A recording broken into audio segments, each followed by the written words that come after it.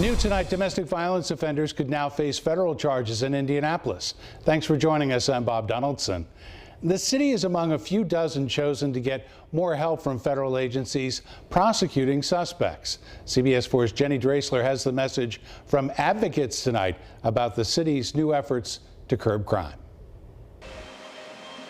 Indianapolis is one of nearly 80 communities across the nation that will see a renewed push to reduce domestic violence. We have recognized, as we've done more and more of this work, that a persistent percentage of the gun violence we're seeing is gun violence in the home. Zachary Myers, the U.S. Attorney for Southern Indiana, says his office will team up with the ATF, the City of Indianapolis, and IMPD to make that happen. It will help the Justice Department to create a plan to reduce intimate partner firearm violence, prioritize prosecuting domestic violence offenders, and strengthen ongoing partnerships with victim advocacy organizations. Myers says the new federal efforts will also allow them to go after some of the most dangerous firearm offenders, like ones who use Glock switches and machine gun conversion devices. By targeting the firearms, we both know that the presence of the firearm significantly increases the risk that people are going to die, whether it's people in the home or people who, like law enforcement, who might encounter these individuals.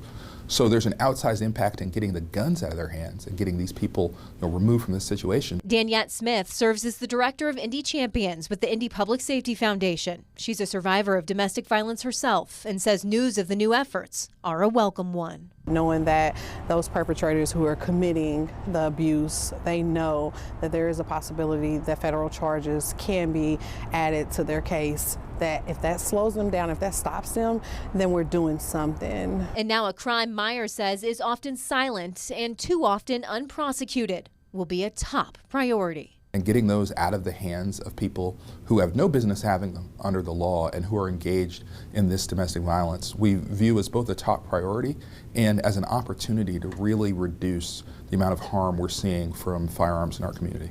In Indianapolis, Jenny Drasler, CBS 4 News.